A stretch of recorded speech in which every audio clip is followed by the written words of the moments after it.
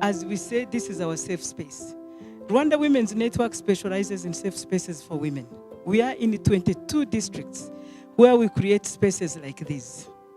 And in those spaces, we promote them so that mothers, daughters can have an intergenerational conversation. So without taking much time, let me just end here.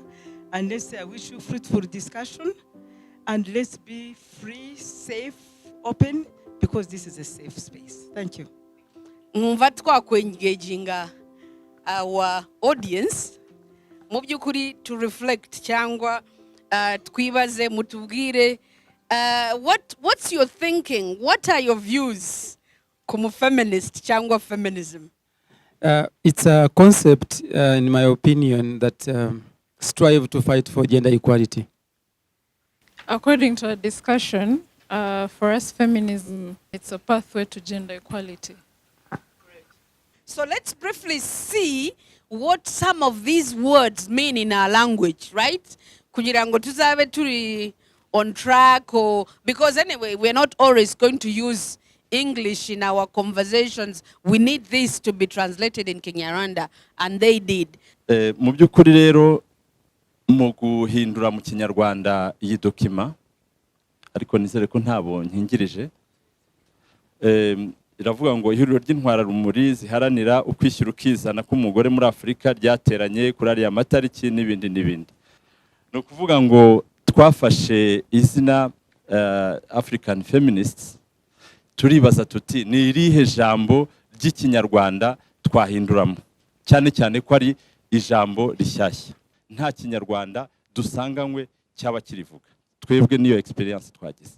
Noneho rero aba pioneers navuga ko twabita intwararumuri, noneho ariko tukongeraho ziharanira abari bombega. Intwararumuri is not transformative. Yeah, so, and this country is in an era of transformation. So in our transformation journey as women, as men of this country, that's why we are looking for that name.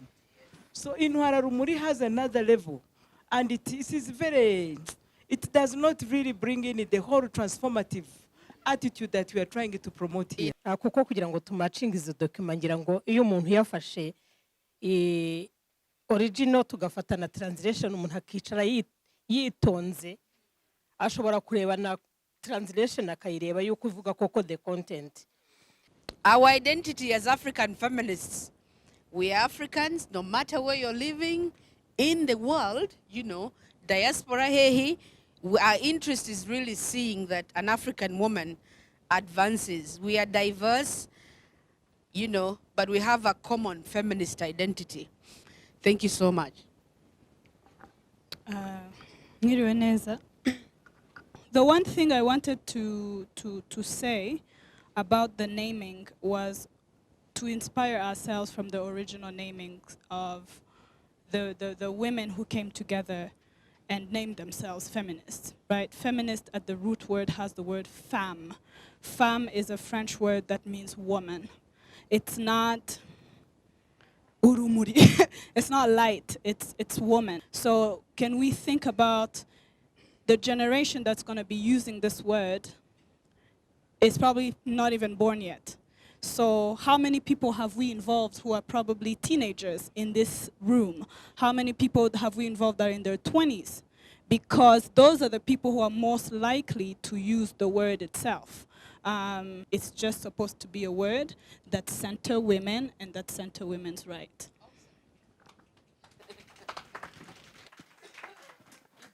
Yeah, thank you. Amazina nitwa Fidele Rutayisire, nkorana n'umuryango witwa Rwamureke to engaging abagabo muri gender equality. So ubwo rero I identify myself as a feminist ally. A feminist ally kubera iki? Kubera yuko I have a role to play in this. Of course, patriarchy hurts everyone, including men and women. However, the oppression, iyo turimo tushaka kurandura, ni oppression ikigaragara abagabo bagikorera abagore. Nukuvuga ngo you will agree with me that men, we the men, we still have power, sibyo? We still have the privileges, sibyo? Icyo ngewe nasaba abagabo, so the role of men, what should a man do? First is to listen to women. Kubera yuko abagore baracyari oppressed by our power. So we need to listen to women. We need to respect women. And we need to challenge other men's behaviors. Arakoze Fideli kuko amvugiye ibyo najya kuvuga. Unfortunately, my Kinyarwanda is not as good. But then I think when we are looking for a name, let's focus on the intended objective. It's a transformative change. What is it? Then my mom was almost chased away from her matrimonial home. Ngo kubera iki yabyaye abakobwa. So, what do? We should be ready to contribute. Kuko, women's rights are human rights. Kandi, human rights must be upheld and must be upheld by everyone. Abagore n'abagabo. Patriarchy tugomba kuyirwanya. Reka ndekeraho. Thank you so much. Big round of applause to our panelists. Yeah. Murakoze cyane gufasha abandi bana baturi inyuma. Apana kuvuga ngo ngewe nariye nahaze none kaniryamire, oya ugomba kujya guhinga. Nuko bimeze, mureke twempowering abagore mu buryo bwa capacity, knowledge, skills and economy. Ibindi byose bizikora. Thank you so much. Now weekend nziza. Before Immaculée leaves us, I want to open the floor to the audience. Thank you, Donata, and thanks to the panelists. I picked on one of the principles of the Charter. It's around economic empowerment, and a lot of people have been speaking about empowering women and girls. I would like to invite all of us to focus our efforts on empowering the people that are still young. Umugore cyangwa wowe in future nuba umugore ugateka ibyo kurya bigashirira urumva ari impamvu yuko umugabo yagukubita. 18% out of the people that were interviewed baravuze ngo yego ngo babikwiriye yuko ukubitwa. Ese umwana niba yiyanduje wumva yuko wowe nka mama ubifitemo uruhare ugomba gukubitwa? Baravuga ngo yego. 16% bakavuga bati even refusing to have sex, you know, as a spouse, ngo nabyo ugomba gukubitwa. So that thing really made me think that young people need to be empowered with life skills, but also economically being empowered. Immaculée has been speaking about issues of teen mothers out there. 100% of the girls that are interviewed, they say the reason they end up being pregnant at that age, being abused, being harassed, is because of poverty. How can we partner with the media to change the understanding around feminism, to break these hierarchies, these power relations that are between men and women?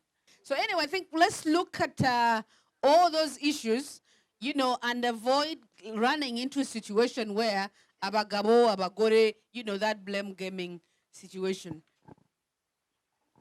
Murakoze, nitwa Olive Uwamariya.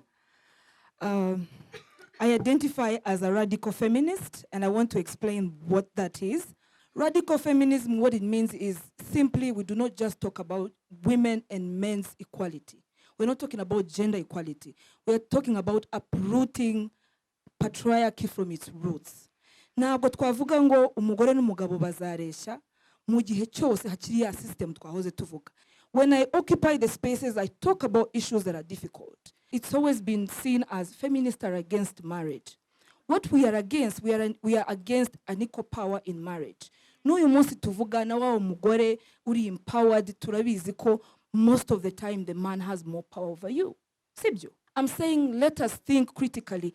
Are we empowering these women? Do these women take decisions based on the choices and the powers that they have within themselves? So the reason why feminists will critique marriage the way it is today is because it's very, it's unfair. Gender ijyana na power akenshi ukuntu twaze twese tubyumva issue ya power ibintu nk'ibyo ngibyo. Hari research umwe wadefinishije power enye. Avuga power over, power to, power with, and power within.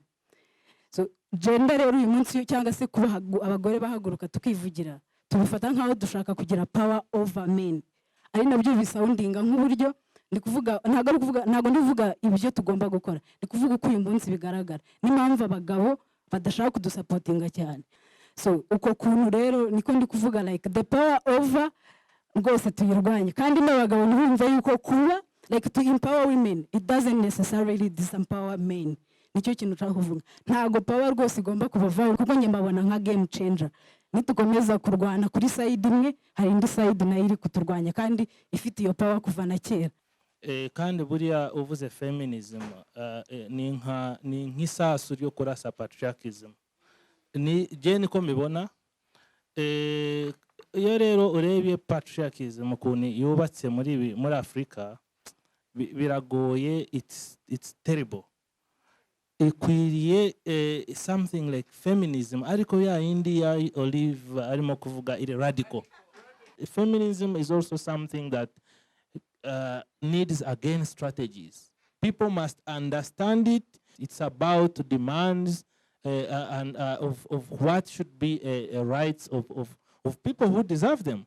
So my conclusion would be that organize more and more, identify issues, let strategies be built around identified issues, and this is not going to be an ad hoc process. It's going to be a consistent and systematic process. Mrakozi. I don't want to repeat his recommendations because those are my recommendations. The one I want to add is awareness raising. Kuko abantu ikintu badashaka iyo mutagihaye imbaraga baracyanga. Not because they don't understand, but then because they are resisting. So we need to increase awareness. We need to do more demonstrations and all that. You know, these dialogues are ongoing. So let's not lose the sight of our core business in affirming women's rights, justice. So in all this conversation, I'm hearing very strong message around collective voice. And in the collective voice, trying to get that name that we are looking for. The model of communication, of open invitation, has really demonstrated that there is an interest out there. We need to continue to have this conversation, and we want you to have you as our champions. We have a journey to really, fulfill at the end of the day. So let me stop here, but I hope these few summaries are going to really giving us the way forward. So thank you so much. Let me thank our panelists. Please, a round of applause to them.